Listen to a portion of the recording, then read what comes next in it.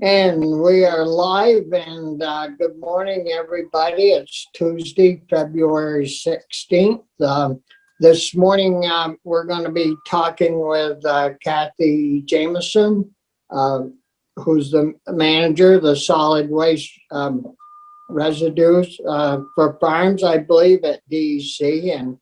And the committee, I think you know us all, Kathy. With the exception of one new member, Senator.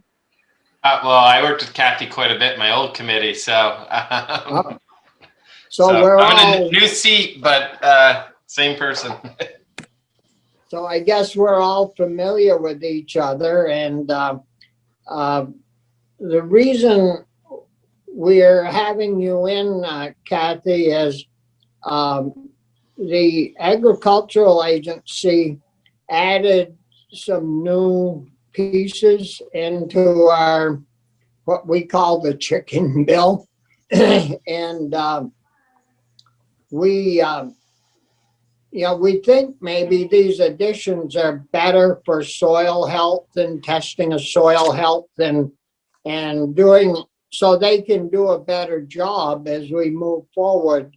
But we certainly, are interested in DEC's feelings about this and yours and the commissioner particularly. And so I guess I'll turn it over to you, and you can give us your take on the differences between what's been added. The residue bill is basically the same thing that we passed out of committee last year, with the exception of the additions that Carrie from the agency is added.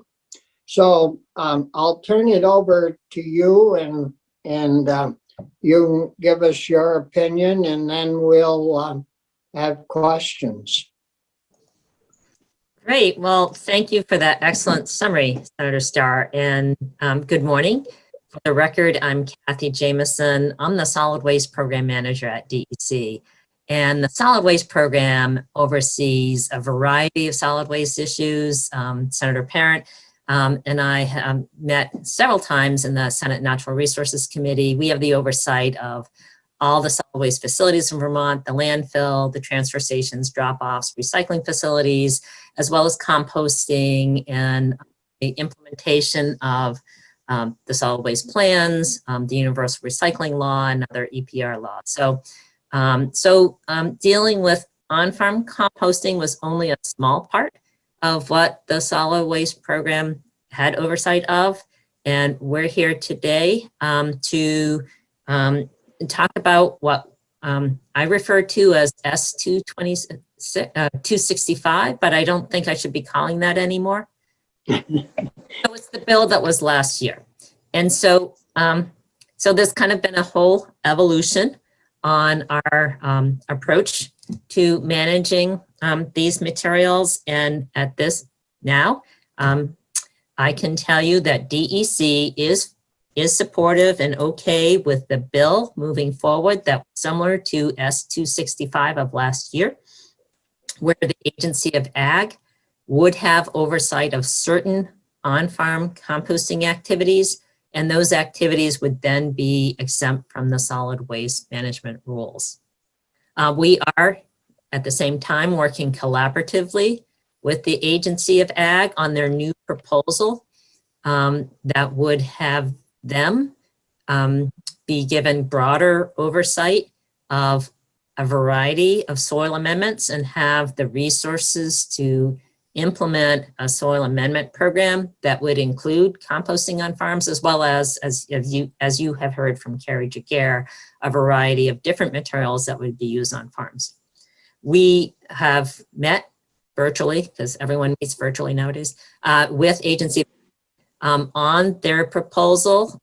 Late last week, we gave them some suggested language and some amendments to that. And we look forward to continuing to work on that portion of the bill. but I anticipate that we can get to a point where we can support it. But to be clear, we do support the portion, I call it the black portion and the red portion, because when you saw Carrie's version last week, the black text was S265 of last year, and the red text is the new language for the Agency of Ag's proposal. So we support, the black portion, the existing 265, old 265 language. And we're working with Ag on the new proposal, the red text. So you haven't worked out all the, I don't know if there are differences, but all the wording in the red section yet. And I think we're close to that. Like I said, we provided them language late last week. Yesterday was a holiday, so we haven't seen a new draft yet. Yeah, and we haven't either. Well, it sounds like everybody's working well together, which is very, very good. And I guess what we'll do is have to wait until Carrie comes back, and it might be good if you two could come together. We'll try to schedule it so we'll have you both together, and then we can kind of zip through the changes and move the bill along. Chris has a question. Sure. Hi, Kathy. Nice to see you again. I'm delighted to hear this movement and as the chair said, cooperation between the agencies is very heartening to hear. Do you think that the red language, as you called it, the AG's sort of proposal, is that make the policy stronger overall? I mean, is that it seems to me like that closes a few little loopholes that we've had in terms of chemicals on farmland and other things that we ought to be concerned about. But I'm just curious from your point of view, assuming everybody can hash out some of those details, does that make the proposal even stronger?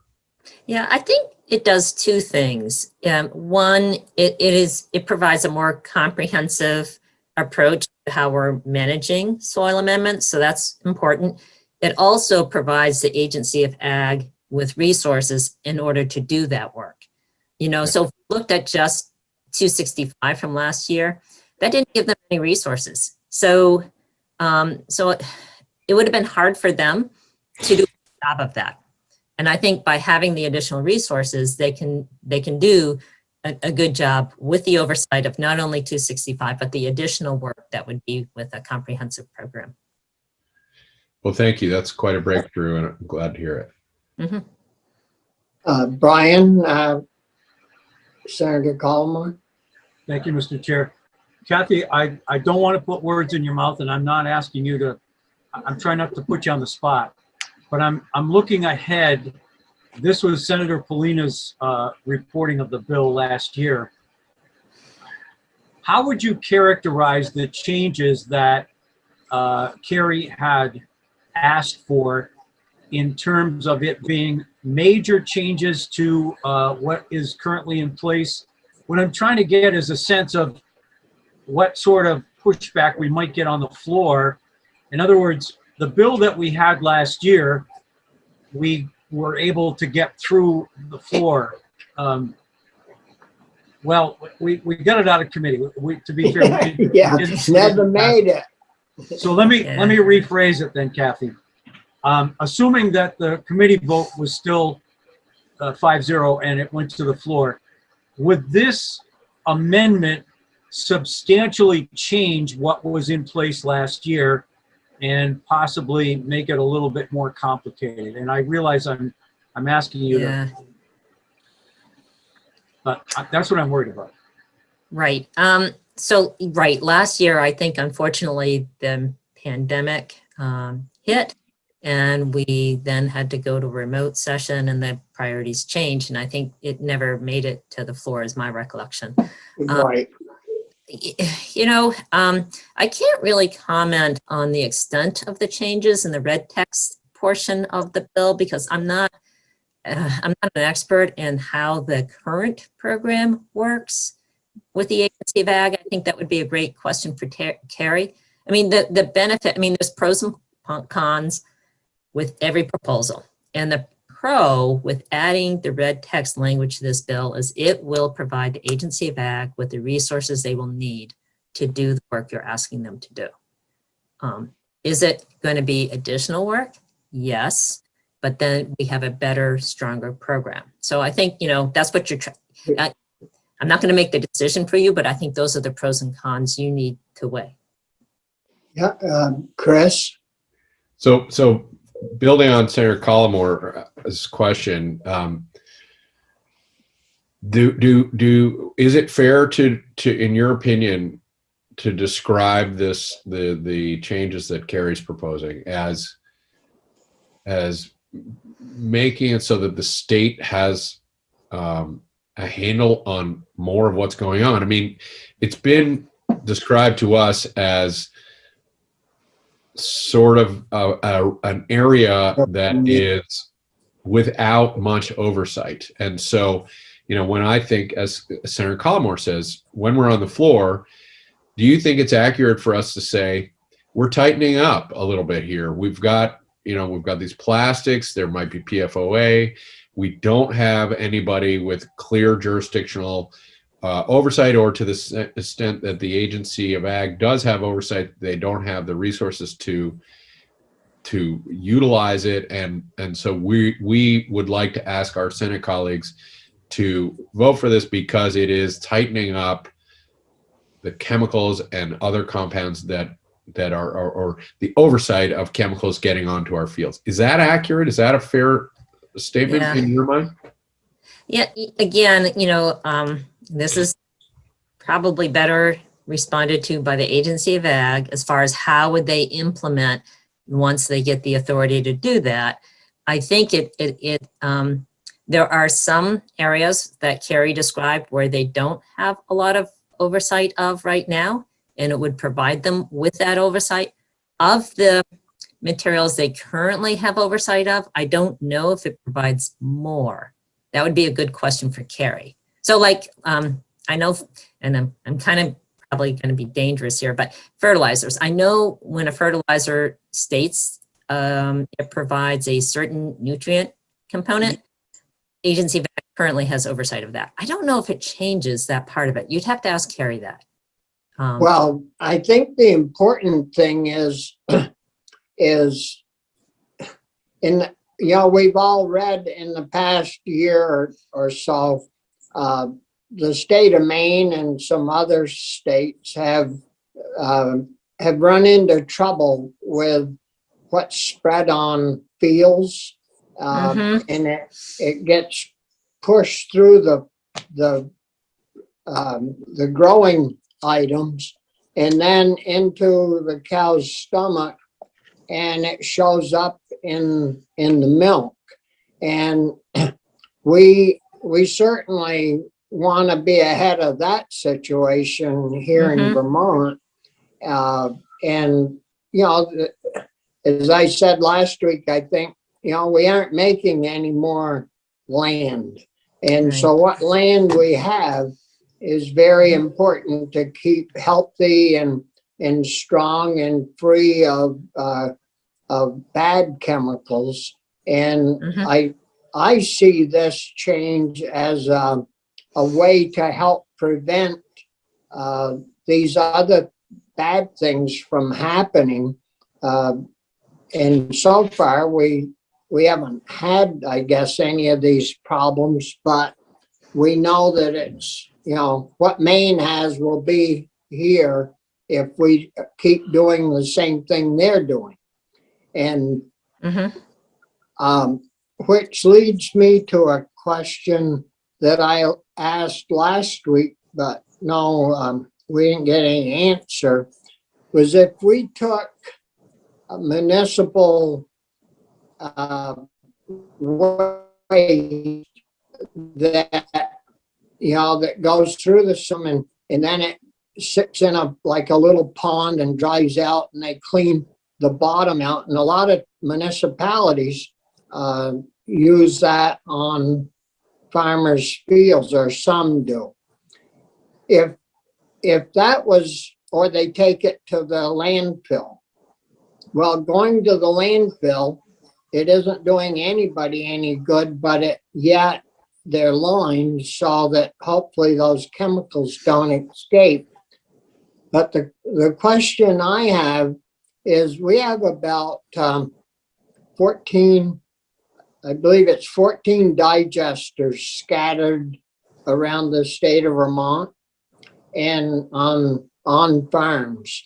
If you took that waste from the municipalities, ran it through the digester on farms, would that purify any of that, so that we wouldn't have to take it to the landfills, and yet we would maybe get some nutrient value from it, going through the digester and then being made into products that can be spread back on the fields. So if I understand, sorry. Go ahead, Kathy. If I understand your question correctly, your question is, could we take biosolids, wastewater treatment sludge from municipal treatment plants and bring them to on-farm digesters for further processing? If your question is related to PFAS and other chemicals of concern, the digester is not going to treat the PFAS. The temperature needed to break down that really strong carbon fluoride bond is in the thousands of degrees Fahrenheit. And a digester only gets to about maybe 150 degrees Fahrenheit. So you're not going to achieve the temperature to destroy these chemicals of concern, unfortunately. Only really extremely high incineration would do that. So that doesn't help with that situation then. So I guess we'd better figure out a different way to deal with heavy metals and things like that go through the solid waste procedures to try to keep that off from farmers' fields.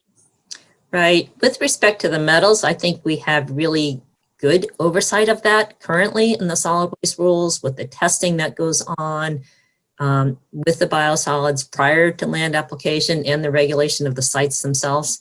But the chemicals of concerns are a different nut. They're a different challenge for sure.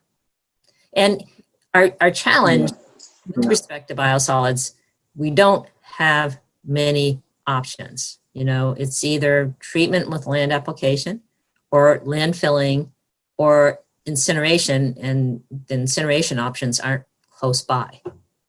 So very limited options. And the landfills can only take a certain amount of biosolids because of their own too much liquid in the landfill. Even pressed out biosolids, when it's 20% solids, that means it's 80% water. So. Yeah.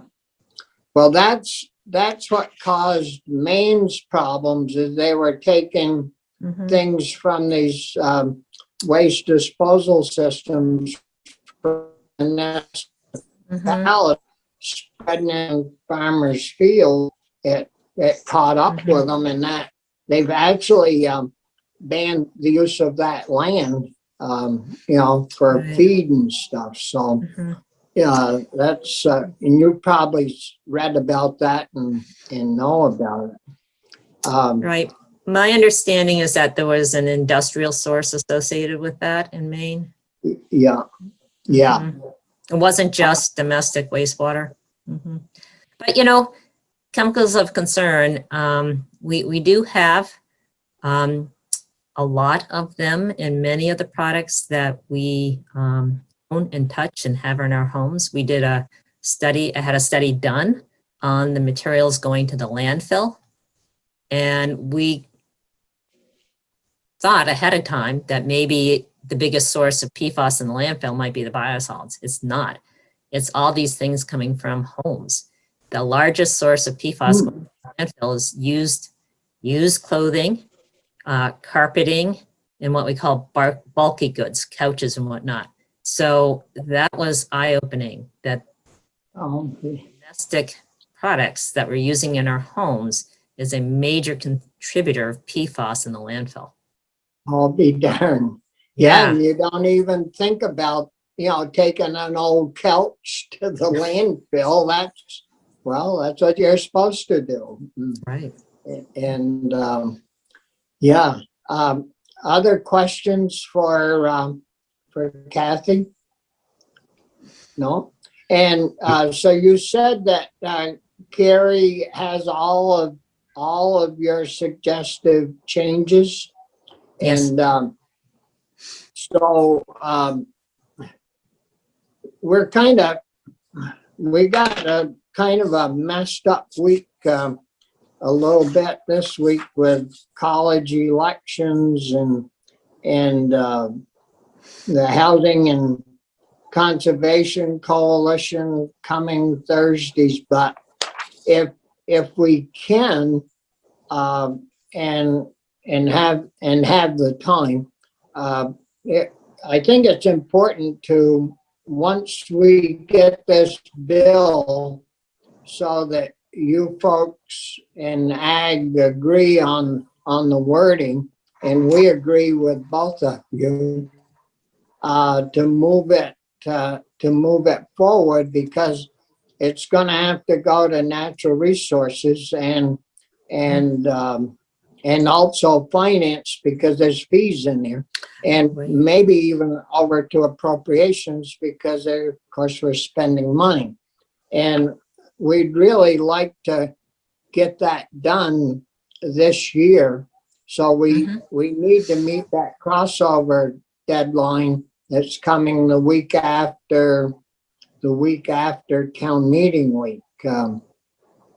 So if we can get that language back from Ag and it's corrected, hopefully they'll send you a new copy so you can track it and make sure that, and if it doesn't line up, Kathy, would you please get hold of Carrie and say, hey, look, on line such and such, you didn't pick that up, so that when we get down to one of the other committees, you folks and Ag can go in together and support the movement of it.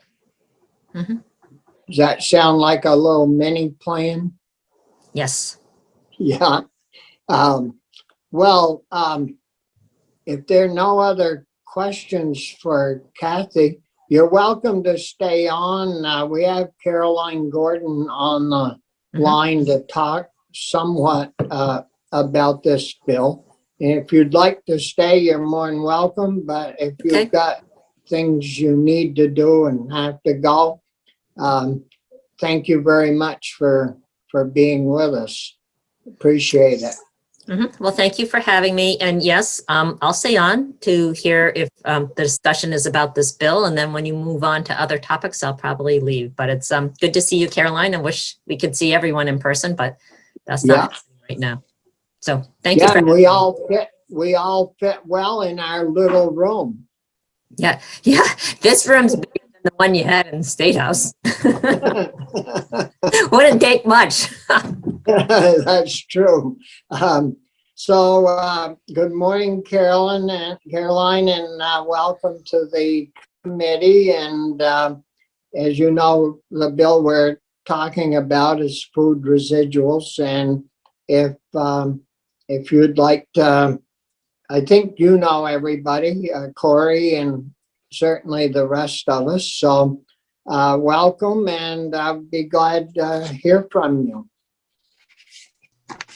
Yeah, good morning, dear committee. For the record, Caroline Gordon, Legislative Director of Small Advocacy Organization Rural Vermont.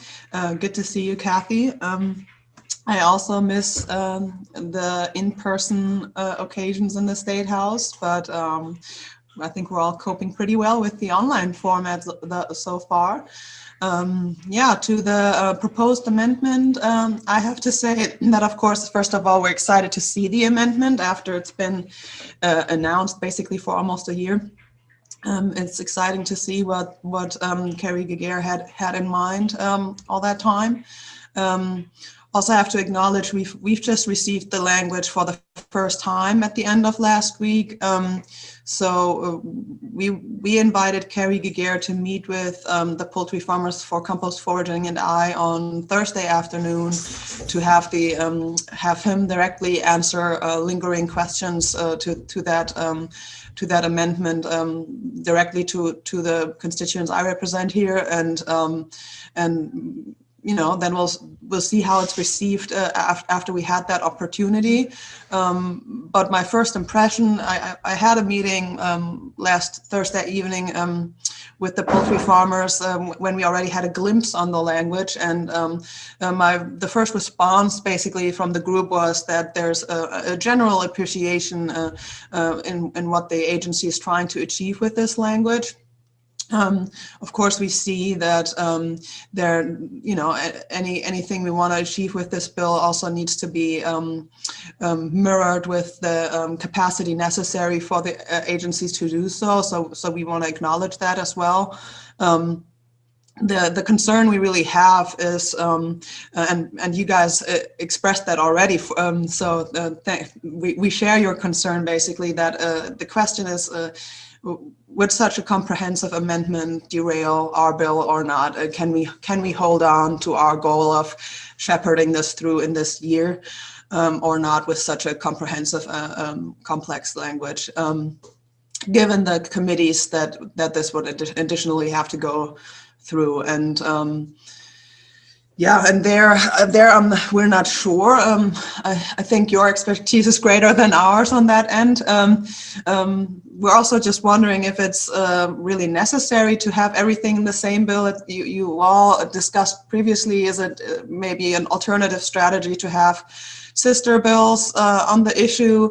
I don't really see why not, given that these bills would not be conflicting but intersecting. So that's just still an open question for us. We appreciate also the intent of the agency to tackle other lingering critical issues with the amendment. I think this is, you know, that's also has to be seen positively. And yeah, and first and foremost, of course, the agency's support for moving this the chicken bill ahead is and will be essential. So it's good to hear, Kathy, you reaffirming the support for the previous language that we already had passed out of committee. So yeah, and then what I have to bring back to attention to the committee basically is the fact that currently the Poultry Farmers for Compost Foraging are granted an extension from A&R, from law enforcement, from having them to acquire solid waste permits only until June 15th of this year. So there's basically real time pressure currently in terms of getting it also done this year, having that be our goal. Shall we not be able to achieve that goal, we would have to, at least as a fallback position, we'd have to extend that deadline yet again, and it will be not the first attempt to push that out. Yeah. And I think Chris? that's what I have for you so far. Yeah, Chris has a question or statement. Yeah. Thank you, Carolyn. I share, as you've noted, we all share those concerns. I would say, for me, the strategy maybe makes sense to try to advance the full package. Yeah. Actually put that through the Senate floor, which we've not done on either piece. And then keep a very close eye on just how bogged down it gets, because there will be other bills, And I would say I can't speak for the committee, but for me, I could see us taking out the language that relates to diversifying compost and chicken particular, and add that to another bill if we find this bigger package gets bogged down. The advantage, as I see it, of the bigger package, as you well know, is that it has the potential to, while it may make a few more stops, may have Kathy and it may have A&R and Ag in the room together saying yes, and that's a big difference. So I think we all share your concern just on this strategy. That's where what I think makes sense. I could be talked out of it, but just want to remind you that we always have that option to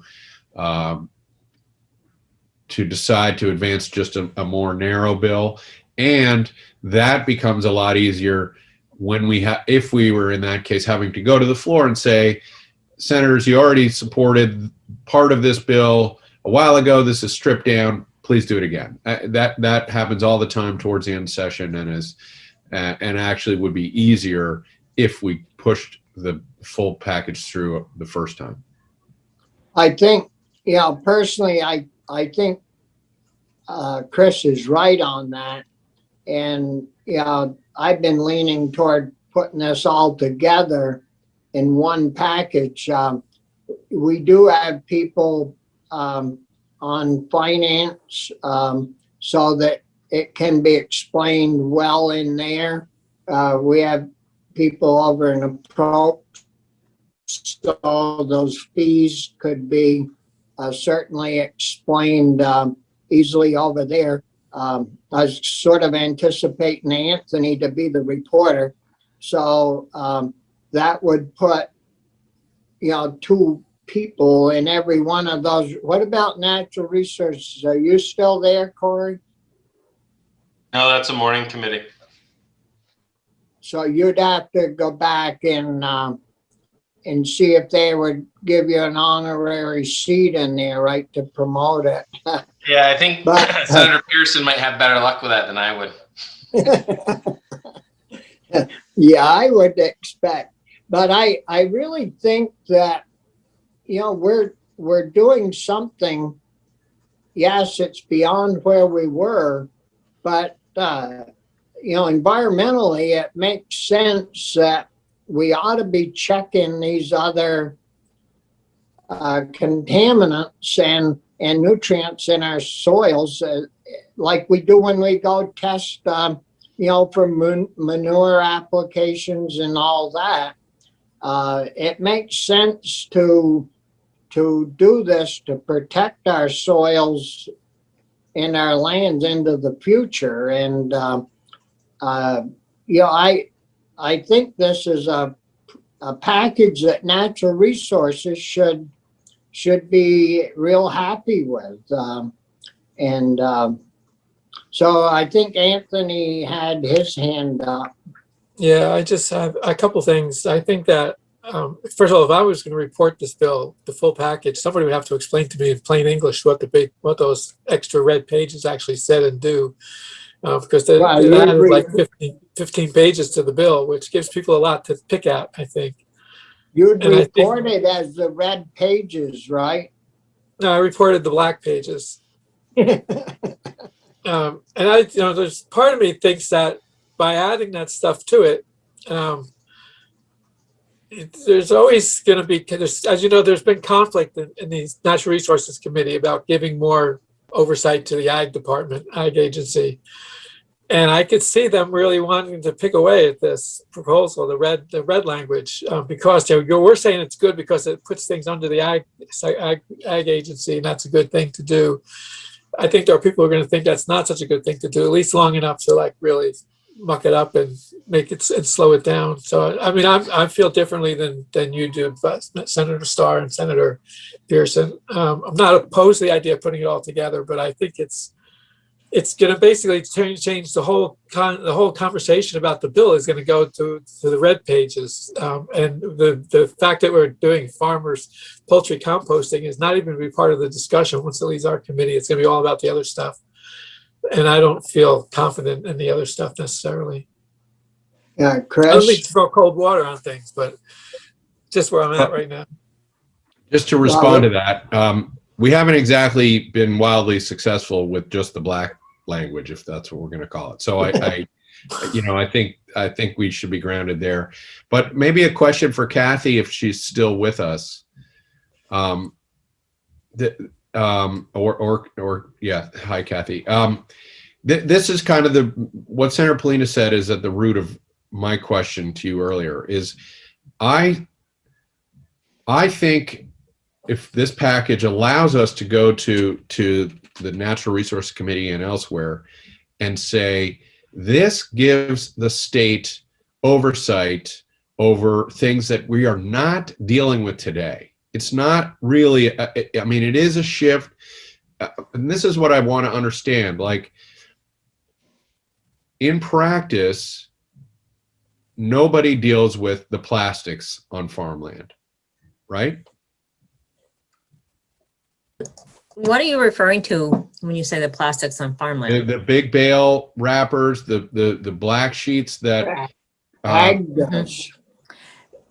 Right. Is that part of this bill? yeah, because this is well, okay, so we have to better understand it, but that is my understanding. Carrie has said that over and over. I mean, this is Okay. what I'm trying to get at. I believe Mhm. that the added language here is not so much a shift of authority between agencies, but rather a clarification that somebody has this authority and Mhm. therefore offers better environmental protections around chemical pollution, et cetera, and soil amendments more broadly. So that's a central question, though, that we need to work with O'Grady on, but have a real clear understanding, because if that's not the case, then we ought to have our eyes wide open about it. So So I your believe, question? Well, believe I mean, Ag takes care of the marshmallow wraps and the bunker silo wraps. They're supposed to have a plan for farmers to deal with that, and they're I thought somebody reported they're working on some type of a wash, plastic wash system, so that plastic can get recycled rather than having to put it in a landfill. And but we can follow up on the big plastic issue. Kathy, do you have something you wanted to add? Right. You are right when that we call it film plastic, that plastic that is used to wrap bales and whatnot. When that gets dirty, contaminated, it is challenging to find a market for recycling. Generally, our other film plastic that's cleaner, that goes to making things like plastic lumber, like Trex and whatnot. It would be great if there was a better valuable market for the ag film plastic. Agency Bag has been working on that for years as far as trying to find a good home for it. It's just, when you're dealing with markets and manufacturing of other products, we don't have a lot of control over that end of it. And, you're competing with cheaper, cleaner material. And, so that's where recycling it gets to be challenging. You take like all the wrap that comes off from lumber at lumber yards, that's pretty clean wrap, and it's easy to have a market for, well, I assume it is, but that stuff that comes off bunker silos and round bales, they're trying to figure out a way to get that washed cleaner so that they'll take that and mix it in with their other plastics. Chris? well, so I don't feel like I'm getting clarity. It is, if we pass the package, are we able to say, I'm sorry? Kathy? I apologize. I went off on a tangent. Okay. If we pass the package, are we able to say to our colleagues, this is not just a change of agencies, but this allows us more oversight over chemicals and plastics and things that are going into our soils today. Yeah, I think that is a fair statement. And I like the way you said more oversight instead of saying, it's black or white or on or off. I think Agency of Ag has some oversight of some of those things right now, but this would be more comprehensive oversight over the whole package. Yeah. Other questions for Caroline? So I guess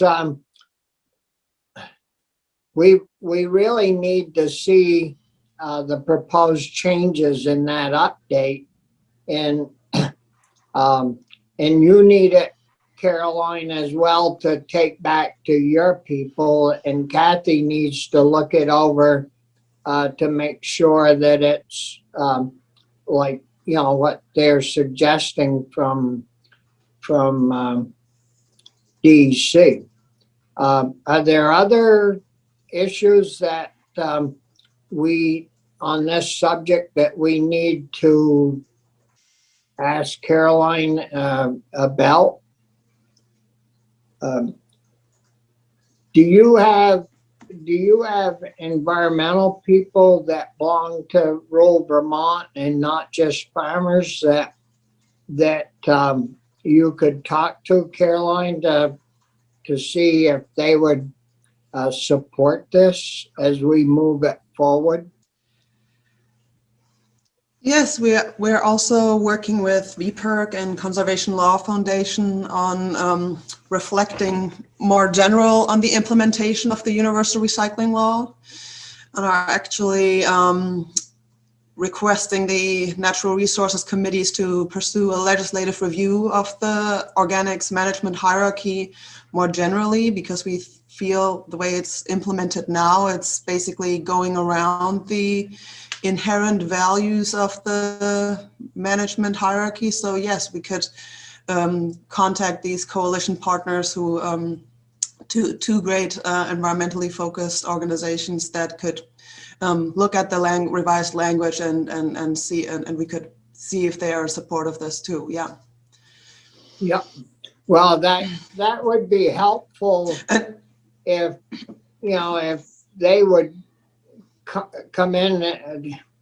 I don't know if we need them in our room, but if they would certainly go in natural resources and support what we're doing, and it might even be good for us to have them in. But if we're going to get this thing out so that it can make crossover, we don't want to hold it up too long in our room, and they would probably feel more comfortable testifying in front of natural resources, where they spend a lot of time than in our room. So that would be good if you could chat with them, and hopefully Carrie will get that redraft over to Michael and O'Grady, and he can maybe get it ready for us to deal with. Well, it should be either tomorrow or Thursday. I got Friday morning sort of open right at first, because I didn't know if we got dragged along, we could deal with it Friday morning. And so I kind of left that open a little bit, as you noticed, before the we've got Friday morning. Maybe that would be a good clean time to come back to this and see if I'd like to do it though a little bit ahead of Friday, and then Friday do a total review and try to get it kicked out, voted out. So we'll try to do it Thursday if we have any time at all. Is that do you know what your time schedule is, Kathy? If you could make it for Thursday? Yeah, I could do either Thursday or Friday, or both, whatever you need. It's Yeah. your committee, so yeah, because I have things in the afternoon, but the morning looks open, so. Yeah, good. And we'll try to coordinate with Carrie and Michael Grady. So Right. we'll all be on the same page when we run through it. Right, and just to be clear, we are supportive of the language that was in S-265.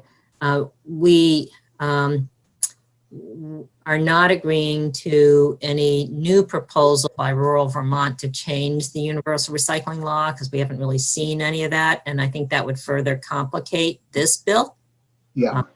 I would advocate for that to be a separate item. Well, Yeah. we're No, pretty, just to clarify, there's no further legislative ask related to the universal recycling law at this time. Good. A legislative Okay. review wouldn't be a bill. Yeah. Okay, good. Thank you. and we're pretty much on that same page. So I think we're all in agreement that that we're going to hang with our language that we have.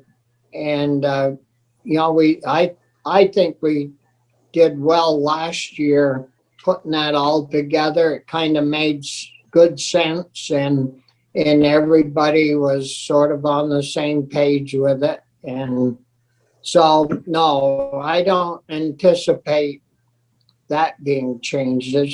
It's the red language we've got to get squared away between now and hopefully by the end of the week. Mhm. So if And Caroline? if I can just make a final comment from my side. So this all works well for us. I think if you guys meet on Thursday, then we will also be able to see the revised amendment before our afternoon meeting with Carrie and the poultry farmers. So that'll work well. And then I just wanted, since I see you all now, take the opportunity to invite you all once more personally to our meet and greet that Rural Vermont is organizing with NOFA Vermont next Wednesday at 10:30. I'm sending the link to our events homepage in the chat. This would be an opportunity. You remember we always did small farm action days in the State House, and since we're not in the State House anymore, we're organizing a virtual event so that farmers still have the opportunity to speak up on issues that lie aside from the campaigns we already have. This is basically a forum for farmers to meet with legislators and just voice concerns, even though it's not official testimony time. So if a couple of you are able to make the event and maybe schedule some time into your next Wednesday's schedule to participate, that would be very much appreciated. Thank you all. And thank you all for your continuous leadership on this important issue. Also much appreciated. Yeah, thank you, Caroline, and thank you, Kathy, for hanging in there with us. And we'll hopefully see you later in the week. Yes, looking No forward to further it. questions from anyone? Yeah, so thank you again. And we have farm labor housing. We have coming up. I got it scheduled for 11:30.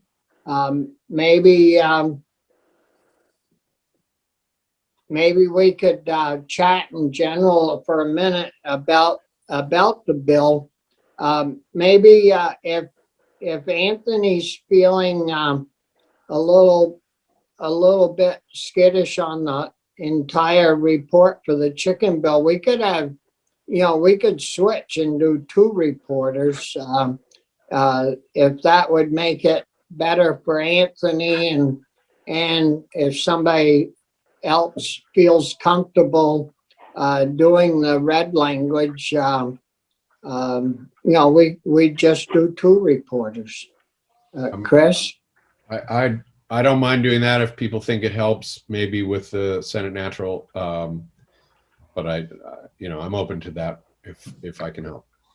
Well, I think that would work better because you have a good rapport, or a better rapport than some of us have down the hall. And you've been in on certainly all the discussions in regards to the red language. So would that be better, do you think, Anthony? Would that help you out? Sure, I think so. I mean, I feel uncertain about the red language. That's the thing. And I feel like I can't, if I don't have confidence in what I'm talking about, it's gonna make it harder to sell it on the floor. Yeah, If I don't believe in it myself. pretty hard to sell something you know that you don't know anything about. Right. No, and I think that'll be fine. That'll be good. Brian? Thanks, Bobby. I have to still admit, I feel like Senator Puina to some degree, although if the rest of the committee is willing to sort of take the plunge here, I guess I will too. As you have pointed out in the past, Mr. Chair, if you can get appropriations, finance, and our committee, I think that adds up to 18 votes. And if everybody in those three committees is fine with it, that's really all we need. I'll be very interested, though, to see what the end result of having the ag and the natural resources folks come together and the language that they come up with. I mean, maybe it won't be as, to me, the red language was pretty stark in places. I mean, it really got away from an agricultural type of bill, and I think was more of a natural resources bill, and that's what kind of originally made me think, ooh, this might not be a great floor sell. But as I said, if the rest of the committee is willing to do it, I certainly will join in. Yeah, Chris? Let me just say, since I've been sort of advocating for this, I don't have clarity in my own mind yet about what the language that Carrie proposes does. I've been focused on the idea that it is a strategy to bring the agencies together. But I think we need to be comfortable with the specifics. For me, the prospect of the two agencies coming together in this room and down the hall in Senate Natural and saying, yes, this is the right approach, is worth a lot.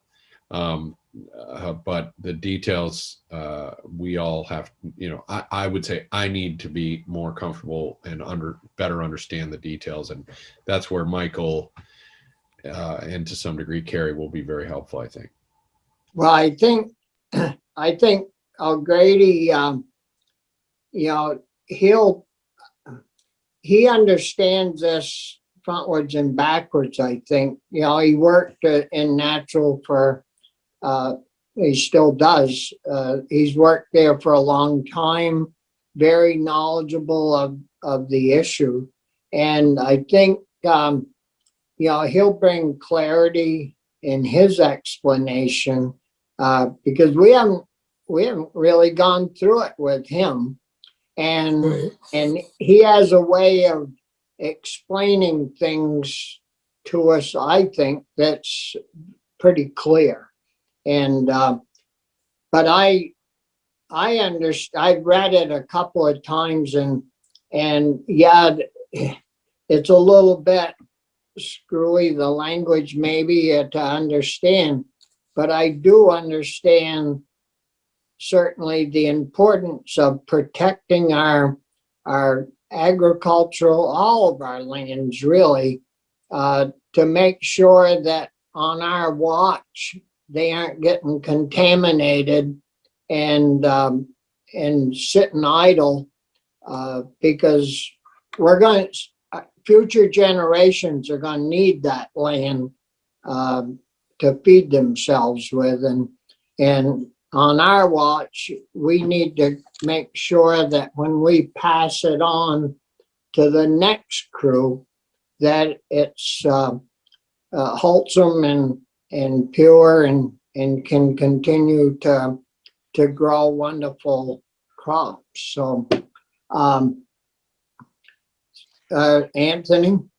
Yeah, I think part of what's bugging me a little bit about this has been that we got A&R and agriculture to agree on the chicken poultry piece, and they said, she said again today that they support the Black language as it is, and I kind of feel like we made progress in getting them to come together on that. And now all of a sudden the ag department comes in with this whole other slew of pages, another 17 pages that they have to kind of reconcile and get together and figure out whether they support it or not. And it kind of bugs me that we made a lot of progress on the core of what we're trying to do, and then we're about to like all agree on it, and they come in with like a whole nother bill basically that they want to attach to it. So there's a part of me that probably is on a gut level reacting to that. I just kind of feel like we've made progress, and now we're being slowed down and potentially getting into debates with the Natural Resources Committee as well as the Finance Committee, which I think Finance and Appropriations will be fine. I think it's the Natural Resources Committee that'll be a problem. And so it just bothers me a little bit that we're put in that position when we're ready to go on what we really wanted to do. I think it's worth remembering that the ag agency didn't love the bill, though. Right. We love the bill. Yeah. A&R didn't love it. Ag didn't love it. Senate Natural Resources then got this, and I mean, I still think we could have muscled it through our side, but anyway, I share the concern, and I am devoted to keeping the eye on the prize of helping these chicken farmers. I mean, that is, Yeah. I think we're probably unified on that. Sure. But Yeah. now it's tricky.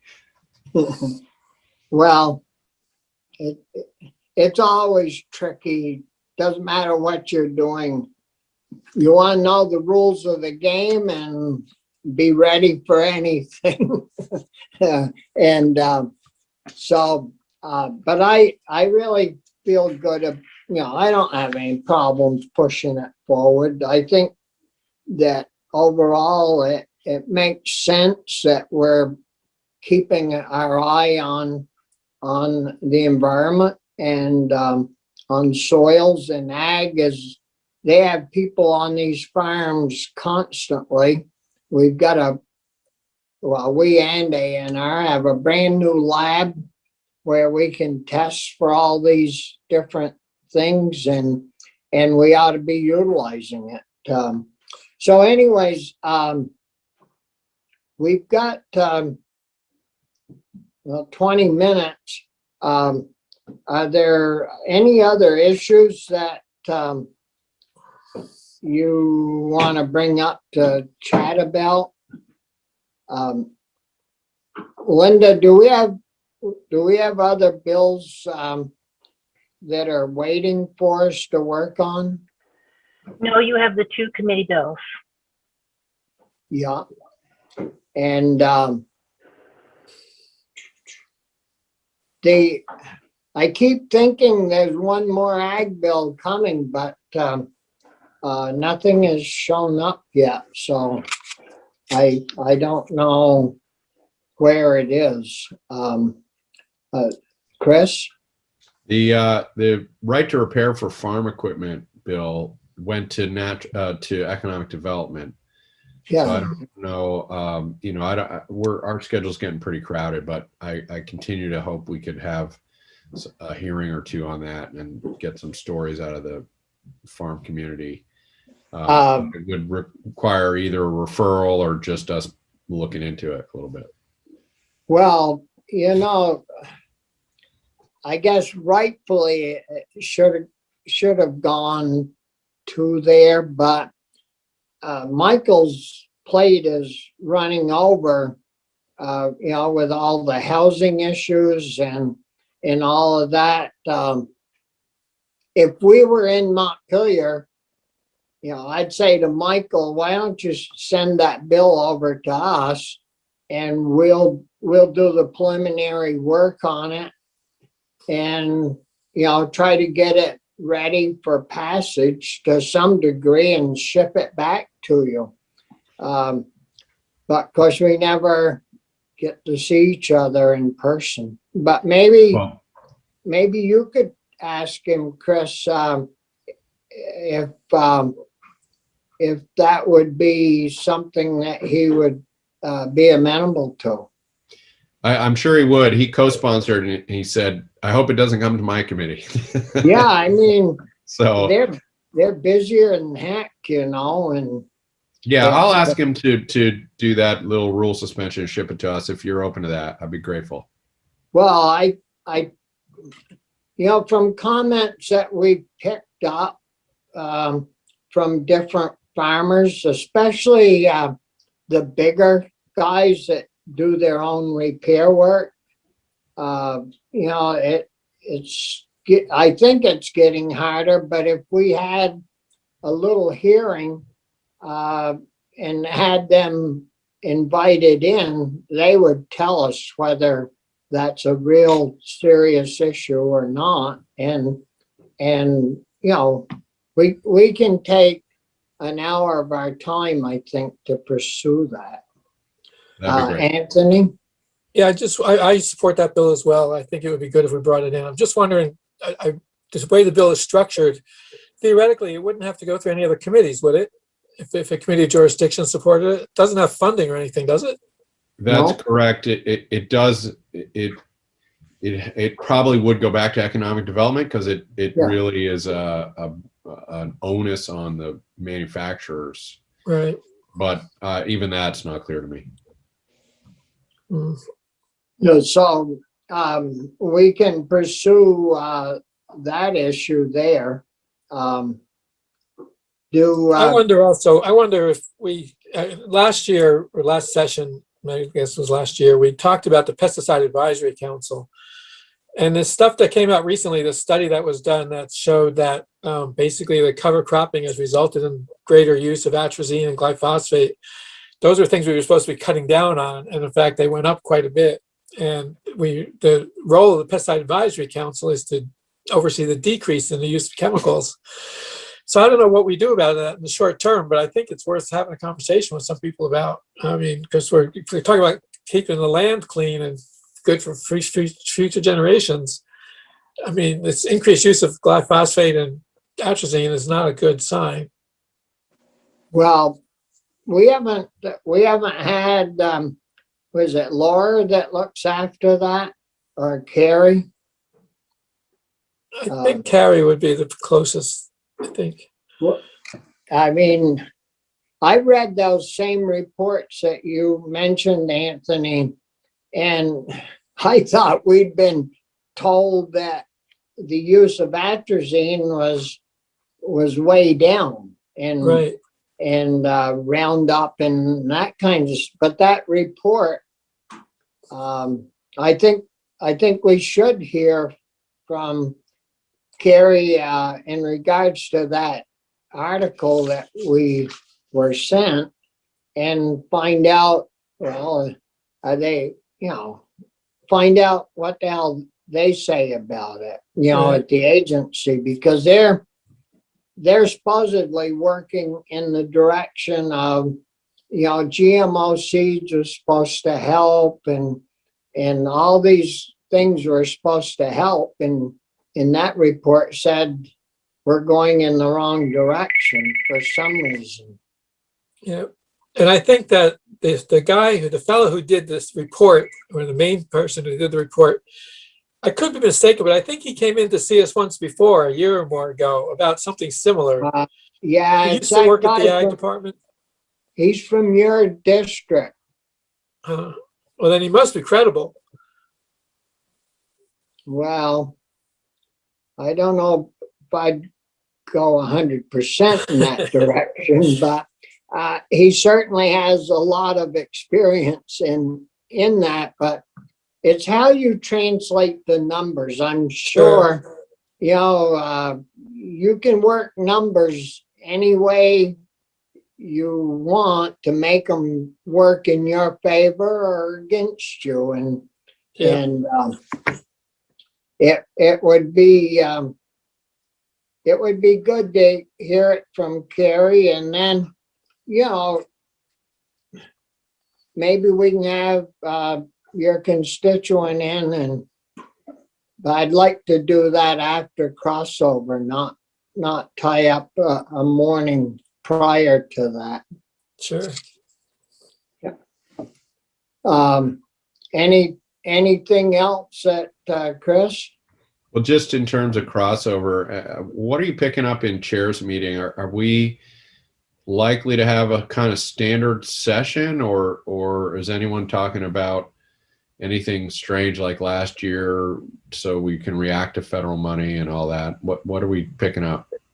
Not yet. We haven't, just talked about like a regular session and thinking that, everything will be moving along, but they keep talking in Washington about another stimulus bill. So I don't really know what to tell you other than I bet we won't adjourn until next January when we get done.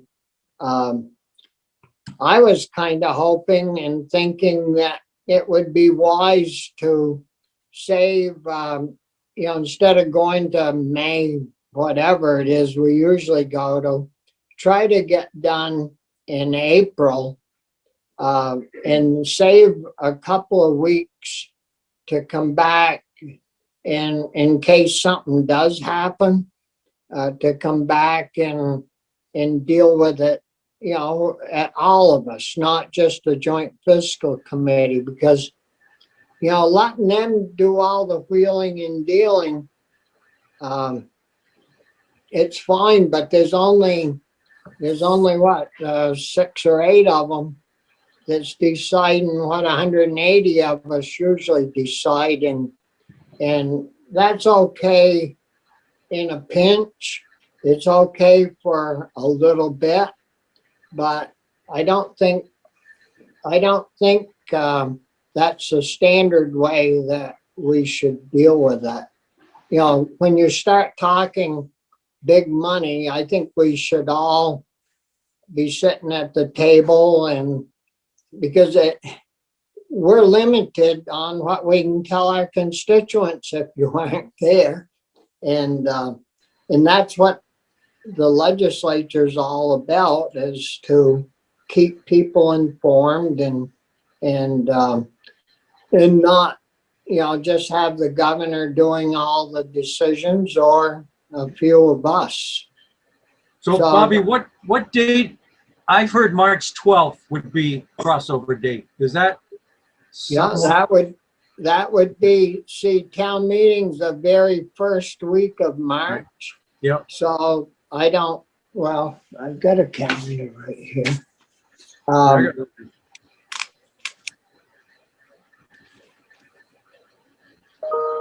Yeah, So town meeting- we would come back the Okay. 5th. Yeah, or the 9th, yeah. Yes, and that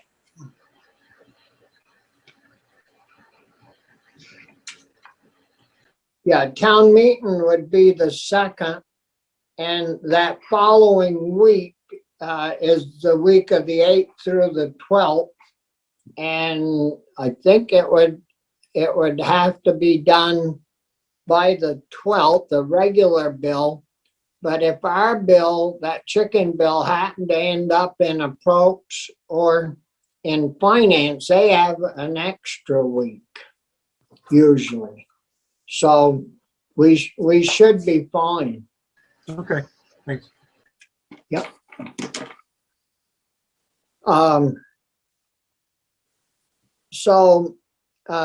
Keep your ears open on the adjournment stuff. And I don't know, what do you guys think about the way don't you think that we should be somewhat involved if there's a lot of money coming? Yes, definitely. Yeah, So, you'll have a chance to weigh in, and So Well, I, Sure, we're gonna have to be, Bobby, because the feds will put probably different strings on stuff, and we'll have to redesign programs. I mean, I don't see a group of 6 or 8 being able to rewrite rules and doing all that in an effective manner. yeah, it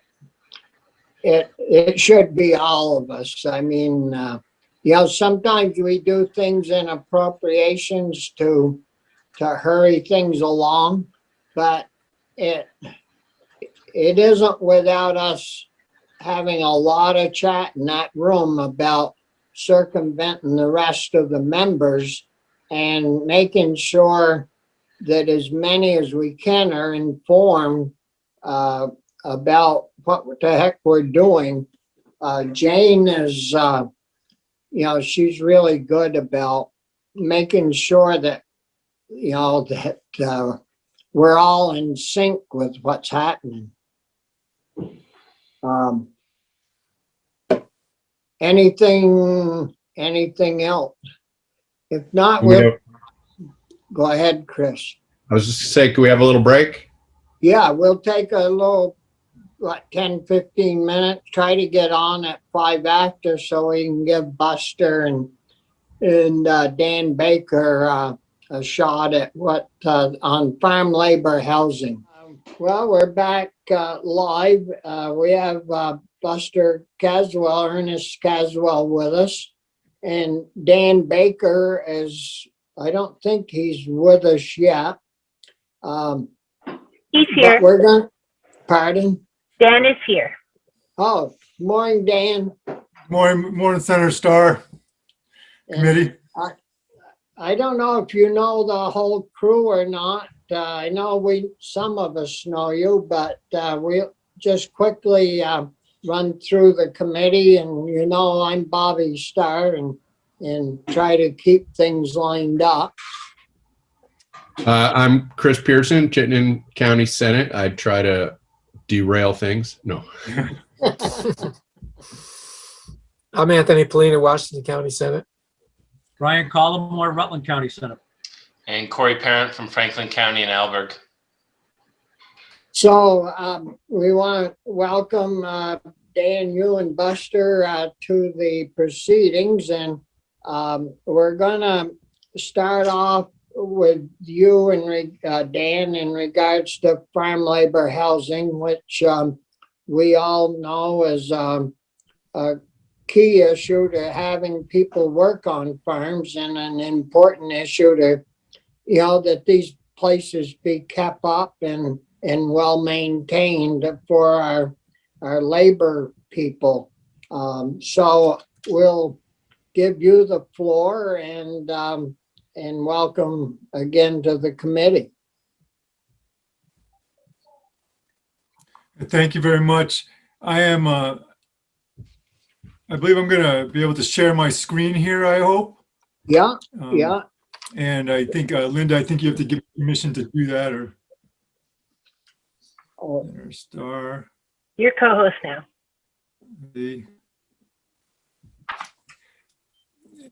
Okay, thank you very much. Let me, here we go. This is I think you all have this presentation. I added one slide. And I just want to say before we get going, I just want to thank Buster. Buster has been a tireless advocate for farm worker housing and has been kind of making the rounds and talking to all of us engaged in farm worker housing. And I know we'll hear from him later. Let's see if I can just get this PowerPoint. There we go. So for the past year, sort of my involvement, I've been doing research with migrant dairy farms since like 2008. About to facilitate this loose group of stakeholders involved in farm worker housing. It's a loose group, but it's a surprisingly large group of the last organizations that participated. And I think that speaks to the range of interests and concerns around this one. since I've been facilitating, I've focused on really two things. Initially, information sharing, so that people and different organizations with specific information about farm worker housing groups know about it.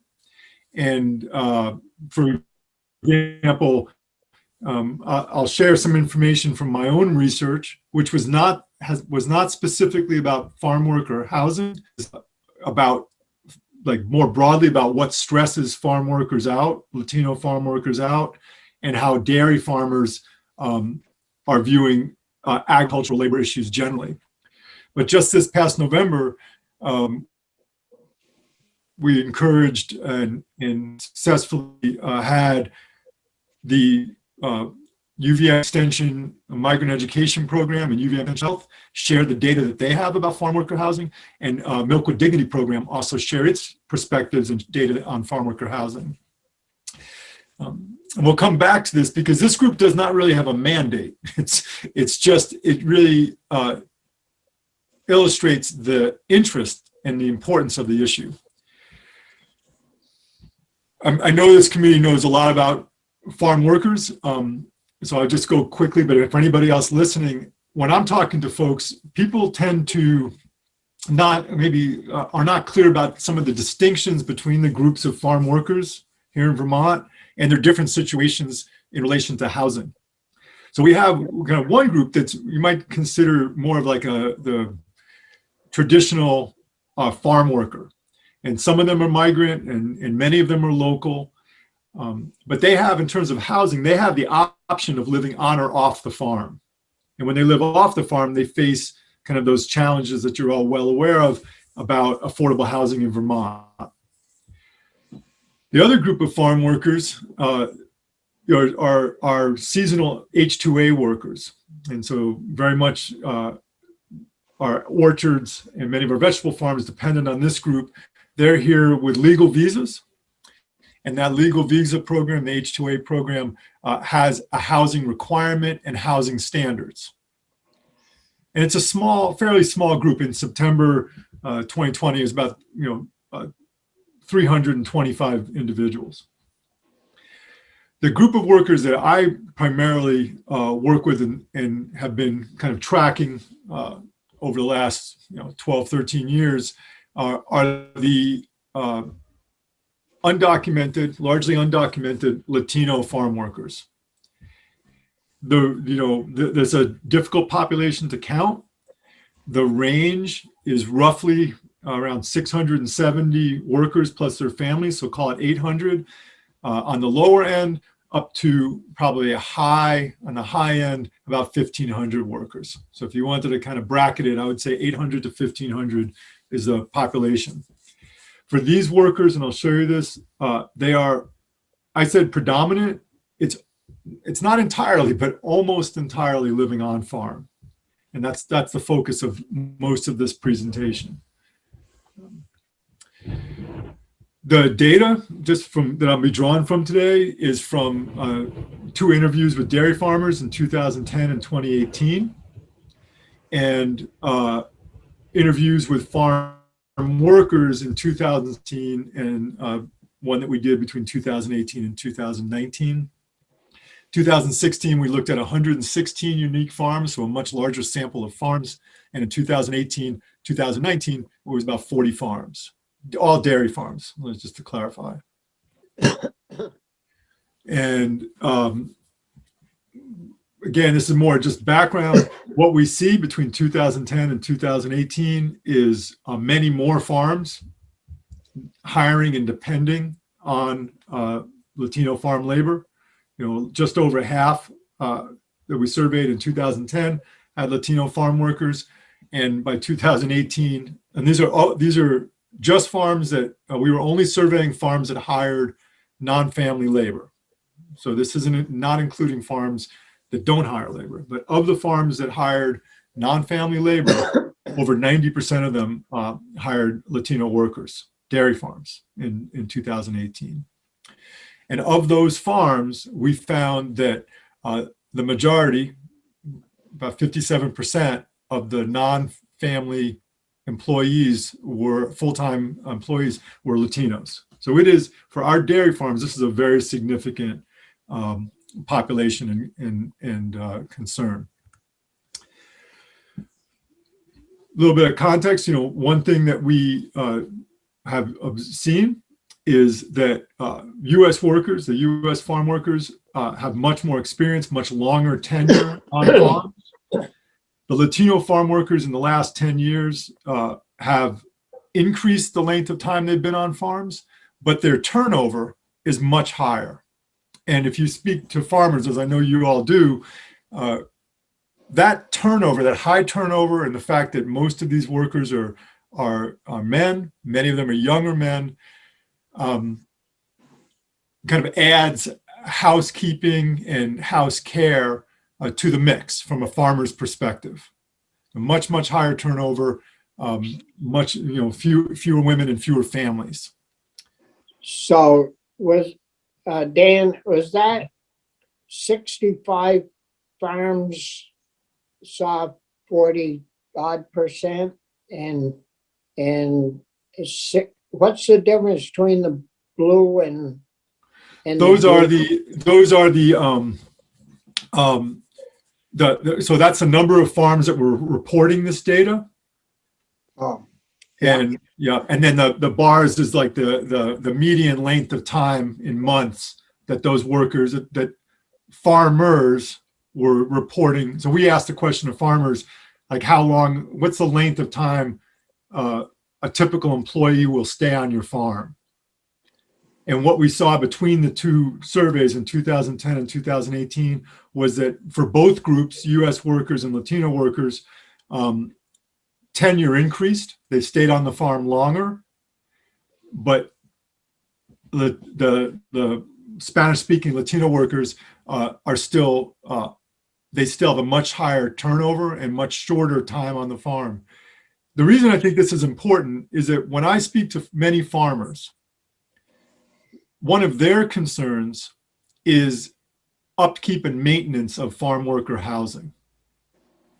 And so when you have people staying in a house for longer and a little bit more invested in maintaining the house, that makes it a little easier for the farmer. When you have a lot of high turnover, the wear and tear and investment of the people living in the house is a little bit less from the farmer's perspectives.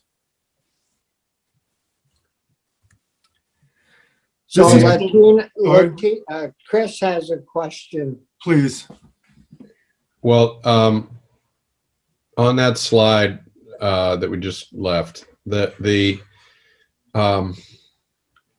are a lot you really mean migrant workers, isn't that fair? I mean, there are certainly Latinos who are permanent U.S. residents or even citizens. So I just want to make sure we're talking about the same thing. Thank you very much. And actually, we just submitted an article to, here in Vermont, we use the term migrant a lot. I just submitted an article recently, and one of the viewers' comments was actually we really should be referring to them not as migrant, but as immigrant, to distinguish between U.S. migrants and foreign-born. Sometimes we'll use foreign-born, but yeah, I think, Chris, I think you're absolutely correct, Senator Pearson. So in that time period, Yeah. 2010 to 2018, we had a radical change of attitude towards immigrant labor. And so could that be one of the factors that's, makes it harder for people without documents to hang out longer?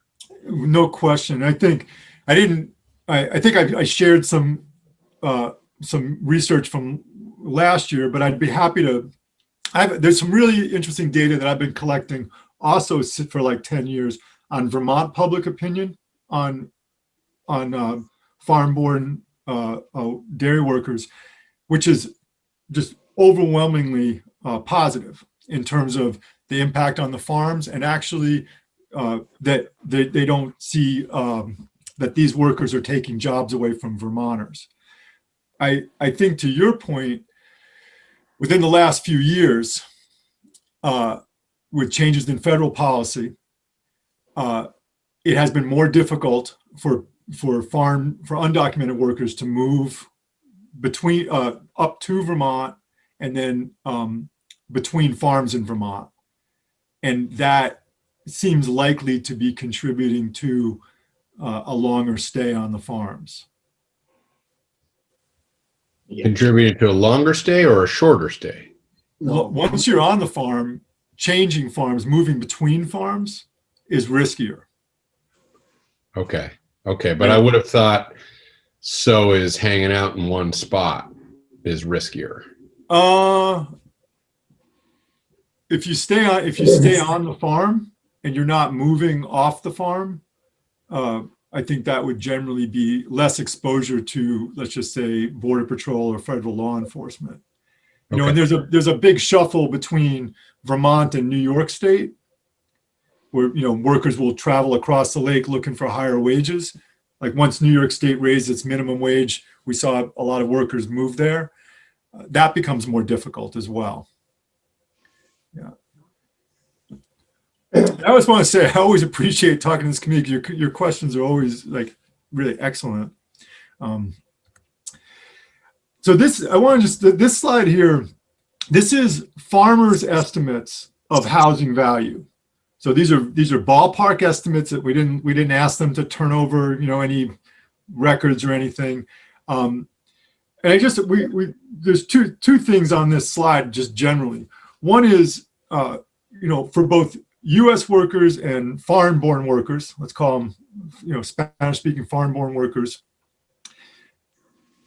farmers will provide housing to both groups, but for the U.S. workers, it's about 60% of those workers get housing as part of their benefit package, whereas for the foreign-born workers, it's 100% of the farms that we asked said that they provided housing as a benefit. So it is a non-wage benefit. It has value. And the farmer estimated, you know, per worker for the foreign-born workers, about $4,300 was the value they estimated, whereas for U.S. workers, it was substantially higher. And this may be an indication of both of density, because it's per worker, as well as you know, perhaps quality of housing. And I will say qualitatively, without measuring it, I think that for many farmers, I think they would say that the housing for the U.S. workers is longer term and probably better quality housing. Yeah. Not universally and not on every single farm, but this is just one little metric of that. The 100% of on-farm housing is important. So we were asking about stress, and this was all stressors. We think we asked something like 59 questions of stressors. A couple of things on stressors. The farm worker, the farm-born Latino farm workers here in Vermont, we found them to be different in terms of their stressors than other studies like in North Carolina and Texas and other states, in that the workers in Vermont were much, much more concerned with migration and migration enforcement, the journey up here, and the worry about being deported. The other thing that we found is workers are particularly concerned about injury on farm. Housing was much lower overall relative to migration and injury on farm. However, for a significant fraction of that population, 37% of the workers we surveyed, or 37% of farms, let me say that. In this case, I wanted to calculate the number of farms because you might have two workers on a farm who both reported extreme stress. 37% of the farms had at least one worker that reported moderate or extreme housing stress. And about 13%, 15 farms, had at least one worker who reported extreme stress. And what we thought was important here is that you have a population of farm workers who are definitely experiencing really substandard housing. And it is a minority of all farm housing. And I think what I hope it offers is saying that the problem is can be defined, can be a little bit targeted. That it is not all farm worker housing. It's about a third of farm worker housing that farm workers themselves say is stressful. And I think in the debate about farm worker housing, we sometimes overgeneralize, and this helps us be a little bit more specific and get a little bit of a handle about the extent of the problem. The other thing on the right there is just, for example, just looking specifically at bathrooms. In this case, at bathrooms, about 18%, a little over 20% would say that the bathrooms specifically are stressful. And it may be that a program that could rehab bathrooms, as opposed to thinking about it being a whole house replacement, could significantly reduce farm worker stress around housing and alleviate some of that tension and concern. And really the point here is to try to get a little bit more specific about what the extent of the problem.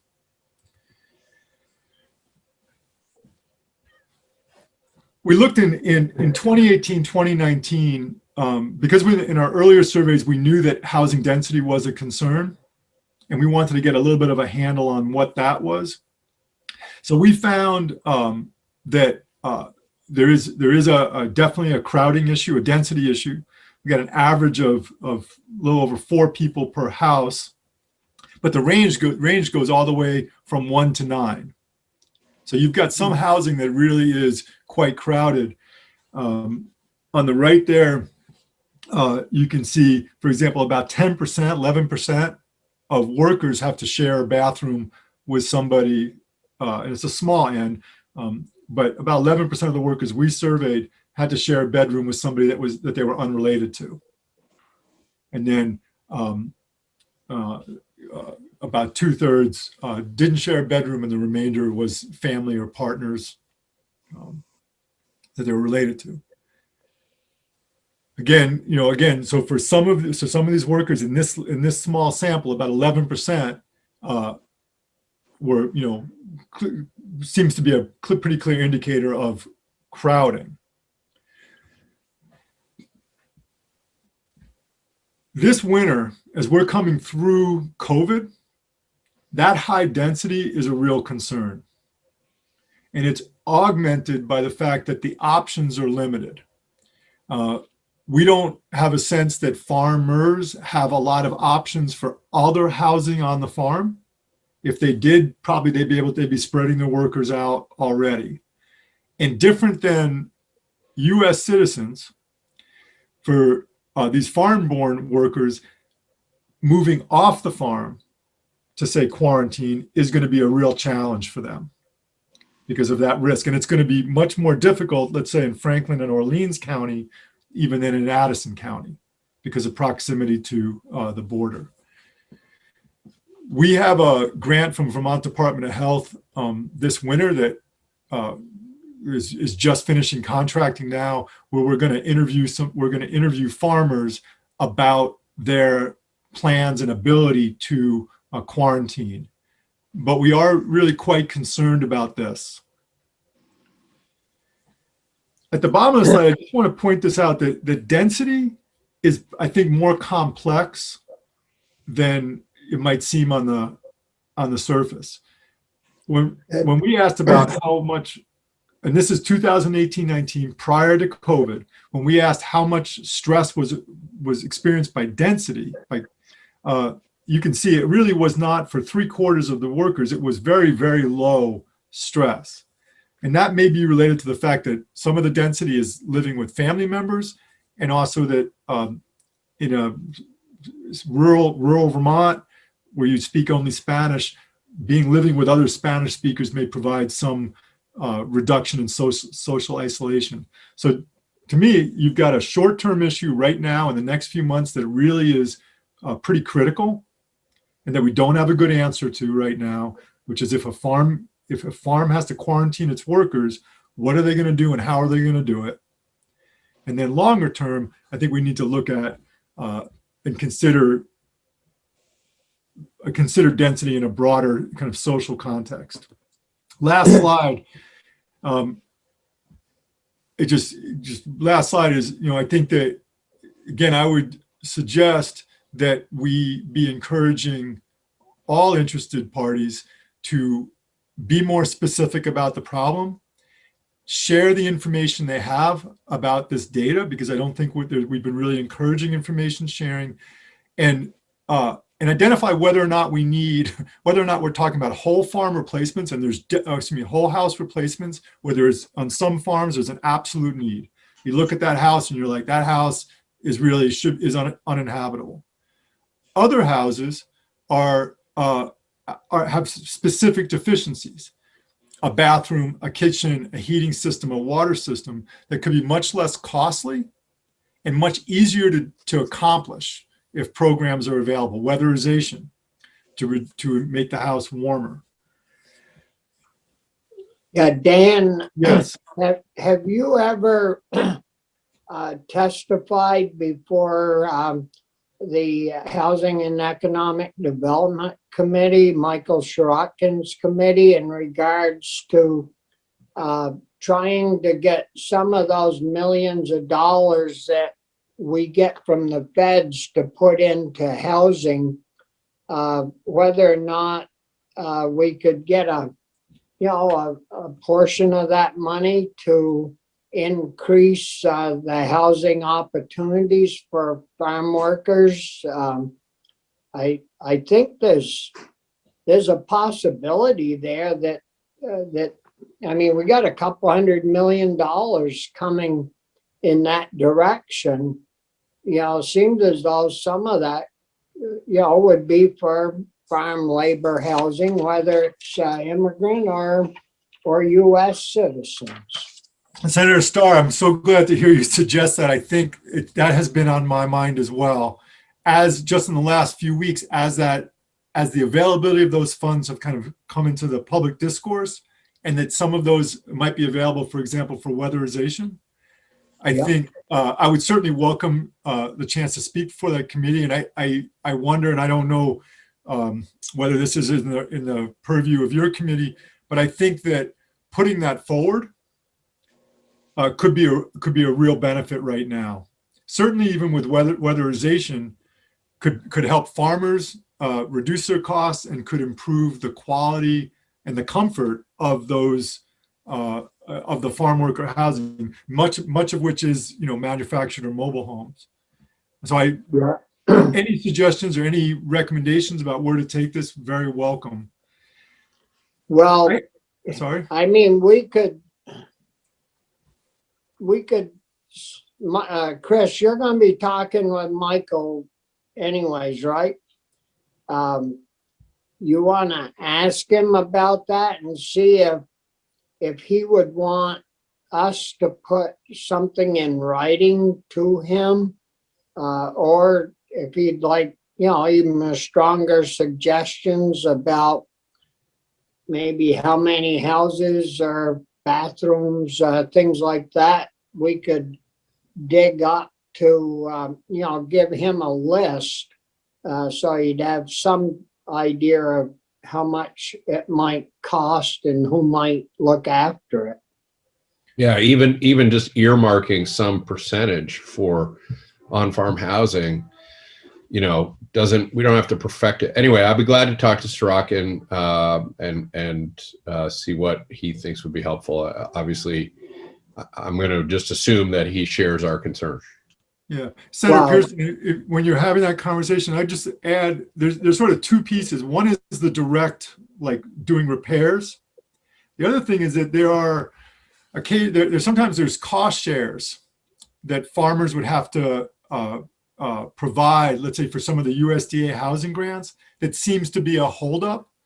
And if there could be some assistance or some incentive to help with some of those cost shares, that might also unlock some additional funds. And if we dial him up, would you be willing, and maybe with Buster's help and others, to go in and talk? Because, I'm sure we have such a broad housing needs in this state that I'll forgive them for not focusing on this, but just that detail of a cost share maybe makes it entirely possible. I don't know. Senator Pierce, I'd be absolutely happy. I mean, to me, you do this research to actually, help inform and facilitate change. Absolutely happy to talk. I also don't know. I don't know whether it's the same with. I think talking to Michael about the housing is great. I don't know whether weatherization would come under a separate area, because that might be more in the Natural Resources Committee. But the idea of weatherizing homes for farm workers seems like a no-brainer. Yeah, a third committee is, I think, education. I think Youth Build and the Department of Education are still kind of getting themselves worked out. But I always think of like a program like Youth Build that accomplishes multiple benefits. You could improve housing and provide, training and job experience for, for teens and younger folks. Dan? Yes, I'm sorry, Senator Starr. Yeah. What kind of a program is that the feds have? The cost sharing program, is there a lot of money there? Because if there was, we could get a lot bigger bang for our buck if we did the copay, through the farmer, and we'd get a bunch of additional money, from this cost share program. Yeah. So, we had at this kind of loose coalition, John Musey from USDA came in and talked about the USDA grant programs. And it sounded like one of the challenges was what they call developer fees. And it might be valuable to reach out to him to kind of talk about that, those programs. And then there's always the question of federal match being used for matching federal programs. That I think I would want to look into more. Yeah. But, and I was talking with Buster about several other programs available in other states. For example, Pathstone has programs in other states that provide money but require a one-to-one match. And that would be an example. But I certainly would work with Buster and some other agencies to put together a little presentation about what's out there and where those matches could be applied. Absolutely. Yeah. Well, sorry. Go ahead, Dan. Well, so I think I've sort of done my little promo of Youth Build and the potential for that type of sort of multi-level benefit.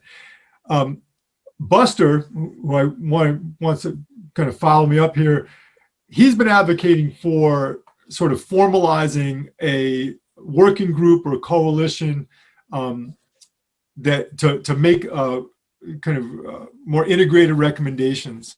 And I don't know whether your committee can move that forward.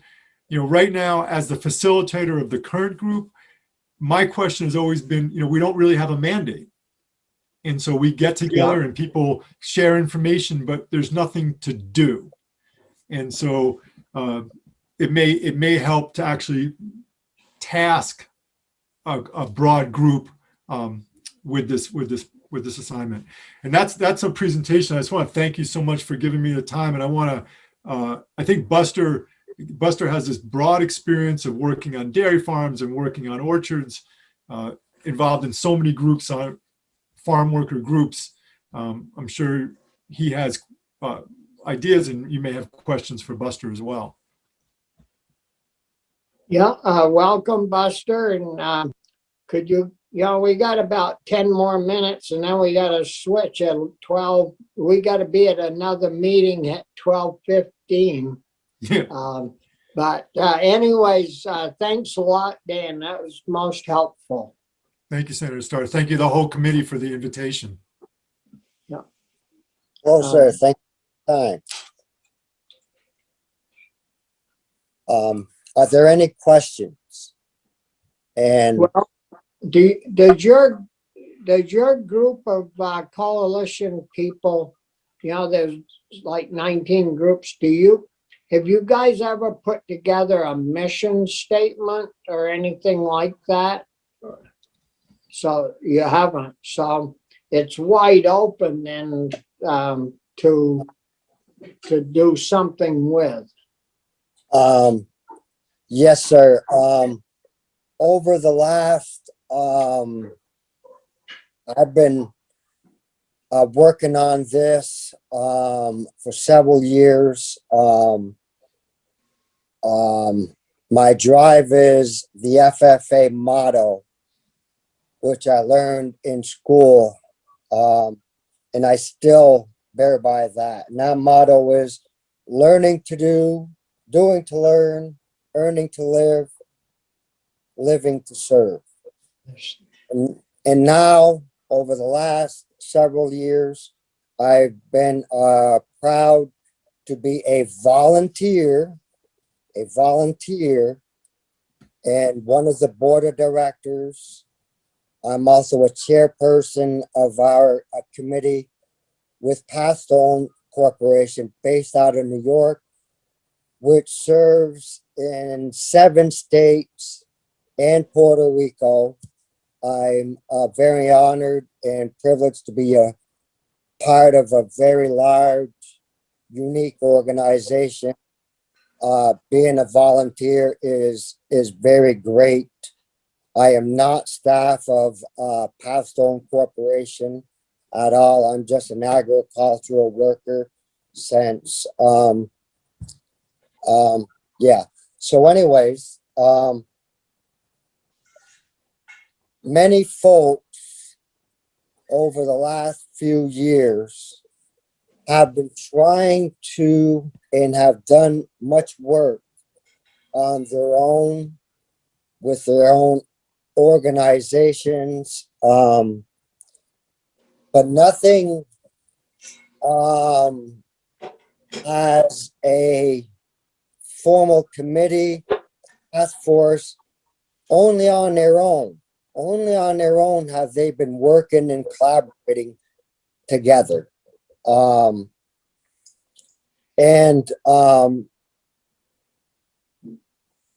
that is also on the agricultural side. Our agricultural side needs more data, and they also talk about housing and so on and so forth. And throughout my years of being one of the board of directors on the volunteer level, is that I've learned the history of the work of our organization and its present work. I've learned a lot through our board of directors. I've learned a lot from board of directors that are farmers, that are organizations in their own states, that have done some of the hard work voluntarily, that have led to connecting the dots and the connections much needed in Vermont. And when we're talking farm housing, we're talking A, the agricultural committee, and B, the housing committees within the state. And both of those need to work together to have success stories as such other states have. And I know much work has been done a little bit in the past, and I do know currently there is a feasible study taking place through a great organization, Vermont Housing and Conservation Board. They've stepped up, they're doing their own study, and I'm looking forward, as you folks should too, to the results of that study, to the results of the surveys. Listen to our farmers and take the opportunities and utilize all the resources, not only through the USDA, and there's grants and loans, many underutilized. And then you could also work on the housing side using federal grants and HUD resources and community block grants, so on and so forth, right here in Vermont, to tackle these things and working together. And it starts with all of us working in a unique way. And I don't have all the answers. No, sir, I don't. But it takes us leaders definitely to take a step in, take a step up, and work together, because our future is essential. Agriculture is essential. Housing is essential. Our lives are essential. Thank you. Well, so VHCB is doing a feasibility study, and we have, of course, Dan did his review with us.